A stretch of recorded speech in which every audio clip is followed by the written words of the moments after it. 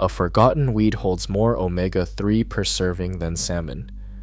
It fed empires from Greece to Rome, and it still springs up in city cracks today. Yet it was buried by modern agriculture. Archaeologists found its seeds sealed in clay from 1050 BC. Official records list it as daily food, but now it is condemned as a nuisance. Why did we erase the world's most resilient, nutritious plant from our diets? And who decided we should forget it? The answer begins long before that decision was made. In northern Greece, clay vessels buried more than 3,000 years ago held the tiny black seeds of a plant that would feed generations. By 1050 BC, these seeds were already being stored for use, not by accident, but as part of daily life. Within a few centuries, the plant appeared in the sacred precincts of Greek sanctuaries, found alongside grains and pulses in archaeological layers from Delphi and Olympia. Its presence there, amid offerings and feasts, leaves little doubt. This was a food valued enough to be gathered and brought to the heart of ancient society. By the 4th century BC, Theophrastus, the father of botany, cataloged the plant in his inquiry into plants. He described when to sow it, how it grew, and listed it among the core vegetables of the Greek garden. Theophrastus did not treat it as a wild curiosity. He gave it the same attention as beans, cabbages, and other staples, recording its role as a cultivated summer green. This was a plant people depended on, not just for flavor, but for survival in the dry Mediterranean heat. As the centuries turned, the Roman Empire carried the plant across 3 continents. Roman agronomists wrote of its cooling effect in summer, its use in salads, and as a thirst quencher in the fields. Archaeobotanical finds confirm its spread from Europe to North Africa and the Near East, thriving wherever Roman roads and gardens reached. Medieval records from across southern Europe describe the plant as a familiar ingredient in soups and stews, a routine presence in kitchens and gardens, not a rare delicacy. Through droughts, wars, and shifting empires, this plant remained quiet, resilient, and woven into daily bread. The evidence is clear. From the Bronze Age to the Middle Ages, its place at the table was never in question. The plant at the center of this story carries a scientific name, Portulaca oleracea. Today it is dismissed as a weed, but its identity is anything but ordinary. Its low red-tinged stems and paddle-shaped leaves have adapted to thrive in the harshest corners of the world. Botanists trace its spread across continents, yet for centuries a myth persisted that it arrived in the Americas only after European contact. The evidence tells a different story. In the Mammoth Cave region of Kentucky, archaeologists uncovered purslane seeds in storage pits dating back to 800 BC, more than 2,000 years before Columbus. Far to the north, in what is now Ontario, seeds appeared in Huron agricultural sites from around 1350 AD. Purslane grew alongside squash and sunflowers in indigenous gardens, woven into the fabric of the Eastern agricultural complex. It was harvested, gathered, and likely cultivated not as a stray weed, but as a valued food. This pattern, parallel to its role in ancient Eurasian societies, shows independent adoption on 2 continents. The plant's resilience and utility made it a companion wherever humans shaped the land. People chose it repeatedly, from farmers in Kentucky to gardeners in Greece. Portulaca oleracea is not an accidental visitor. It is a survivor, chosen by people who understood what it offered long before science measured its worth. In 1960, epidemiologist Ansel Keys launched a study that would track the diets and health outcomes of 12,763 men across 7 countries. The data revealed something no one expected. On the Greek island of Crete, villagers ate more than a third of their calories from fat, yet their rates of heart disease were the lowest ever recorded in the study. This ran counter to every expectation in Western medicine at the time.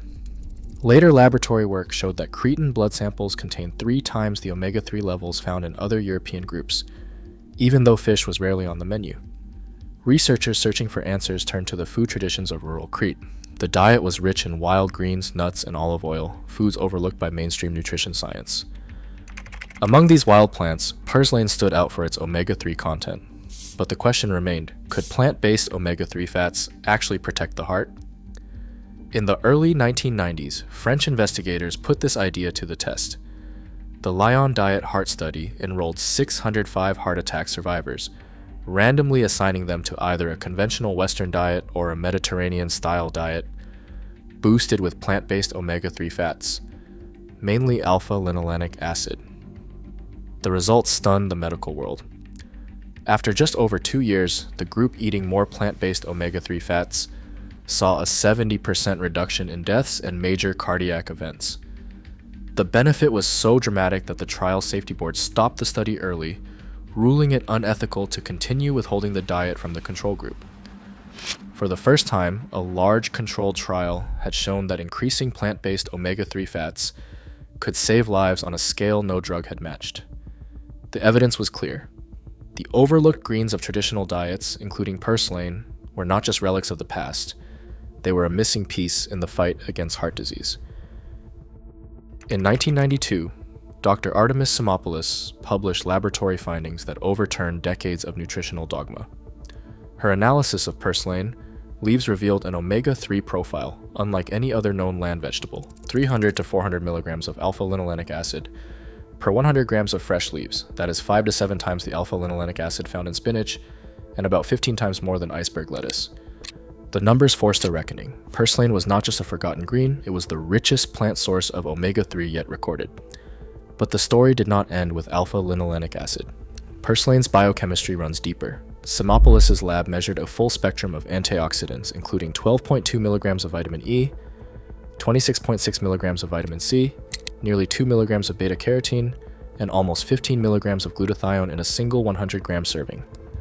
Its mineral load, potassium, magnesium, calcium, and iron, competes with or surpasses many cultivated greens.